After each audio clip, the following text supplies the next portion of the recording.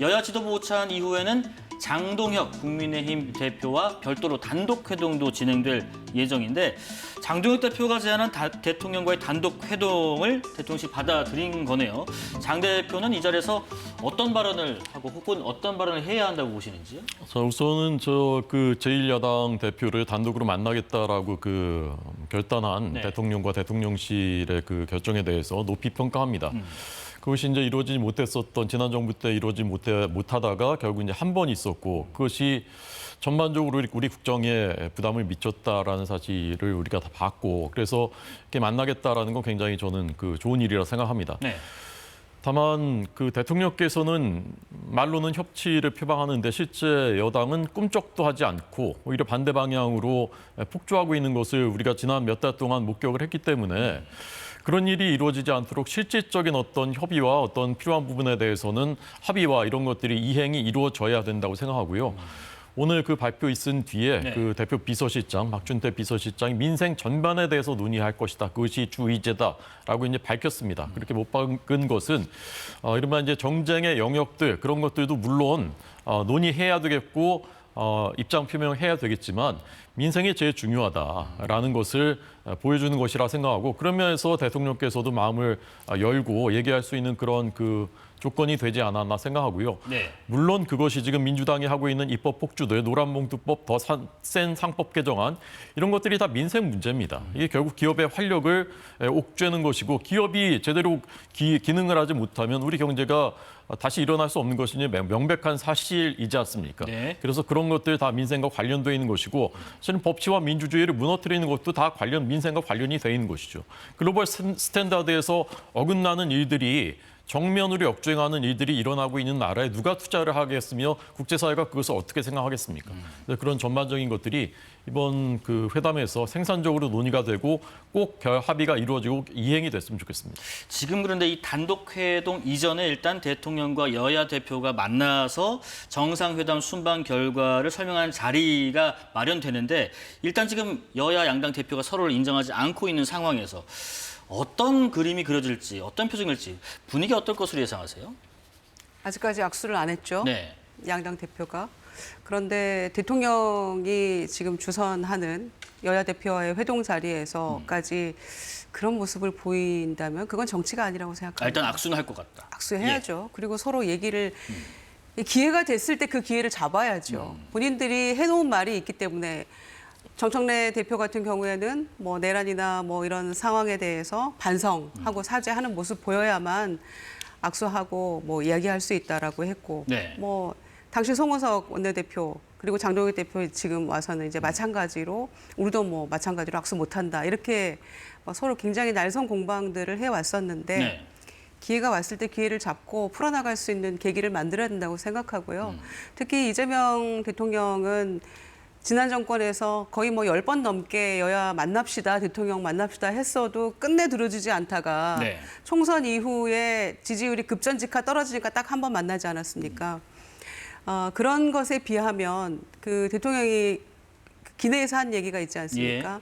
그러니까 반탄 파인 그런 당대표라 할지라도 당내 어떤 합법적인 절차를 거쳐서 선출된 당대표라면 인정하고 만나고 협치할 것이다 이런 얘기 했는데 본인 약속 지키는 겁니다. 네네. 그리고 대통령실에서 아마 그 제안을 야당에서 금방 수용을 했더라면 지난 주말에 이미 만났을 거예요. 그런데 이리 재고 저리 재고 계속 미루지 않았습니까? 이제 그런 상황에서 의제는 다 열려 있다. 네. 열려 있고 무엇이든지 얘기할 수 있다라는 게 그냥 그대로 되고 있는 거 아닙니까? 그래서 저는 무엇이든지 얘기할 수 있다고 생각하고 또 대통령이 어떻게 해서든지 여야 뭐 야당 대표 만나서 얘기할 그런 마음의 준비가 되어 있기 때문에 네. 비단 이번이 처음이 아니잖아요. 취임 선서한 날부터 몇 차례 지 않습니까? 그러니까 좋은 기회로 삼고 여야가 좀 협치할 수 있는 악수하고 협치하는 모습 보인다고 해서 내란 특검이 안 돌아갑니까? 개혁 입법이 안 됩니까? 저는 그래서 그런 모습을 보여주는 것이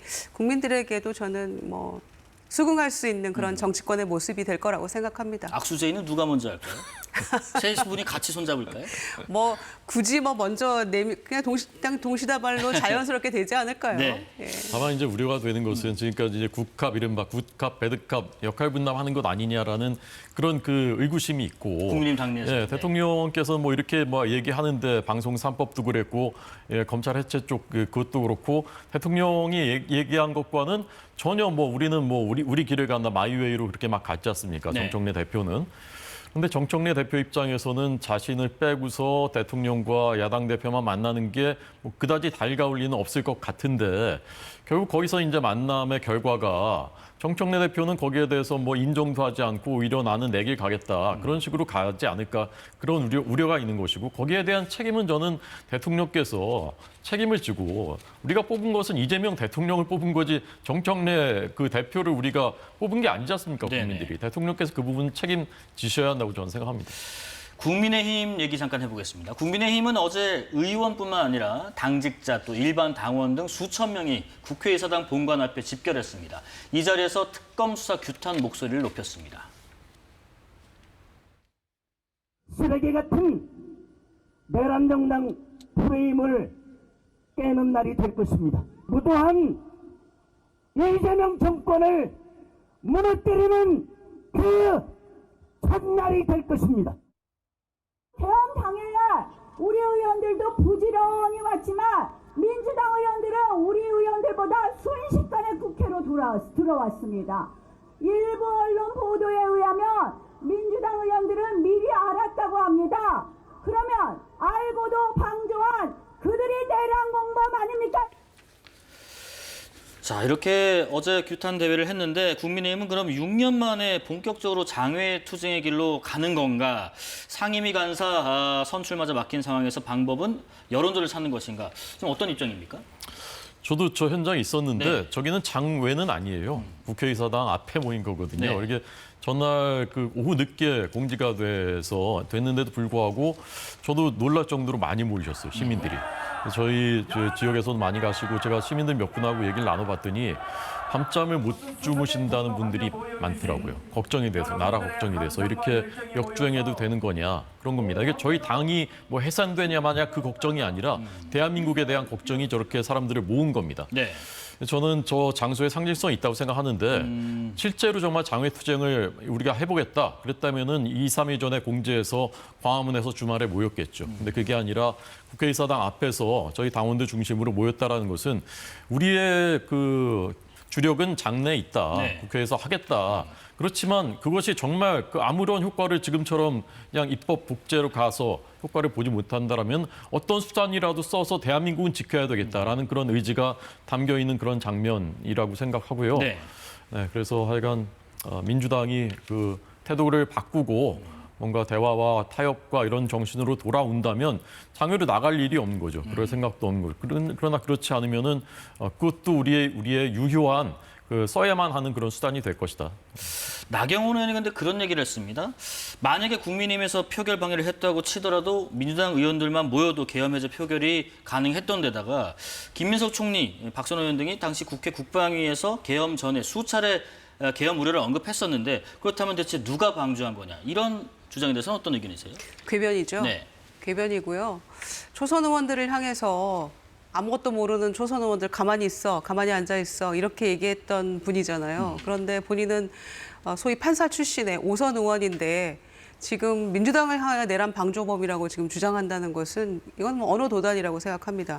왜냐하면 네. 김민석 총리나 또는 박선원 의원 등 또 민주당에서 몇몇 분들이 오래전부터 계엄에 대한 의심 그리고 이런 어떤 정황들 이런 것들을 상임위를 통해서 또는 뭐 본회의장에서 이렇게 문제 제기하면서 얘기를 했을 때 네네. 그때 뭐 김영현 전 국방장관을 포함해서 다들 뭐라고 얘기했어요. 완전히 이건 망상이다. 민주당이 대답할 가치가 없다. 그렇죠. 네. 가치가 없다. 이러면서 얼마나 조롱했습니까? 이제 그런 상황을 건너서 국회에서 계엄 해제하고 조기 대선을 통해서 여기까지 왔는데 이제 이재명 대통령 취임 100일을 앞두고 있지 않습니까? 그런데 나경원 의원이 지금 민주당을 향해서 내란 방조라고요. 본인 본회의장 가서 결의에 참여도 안 했던 분이. 그러니까 이거는 말이 안 되는 이야기를 하고 있다고 생각하고요. 네. 이런 국민의힘의 어떤 비상식적인 모습 때문에 국민들이 지지를 할 수가 없는 거라고 저는 생각합니다. 네. 그리고 지금 새로 탄생한 지도부의 면면도 마찬가지고요. 그러니까 이 나경원 의원의 발언에 빗대어서 그러면은 소방관은 뭐 방조범이냐? 미리 다 사전에 어떤 일이 일어날 거 알고 그냥 그렇게 그러면 방조했다는 것이냐?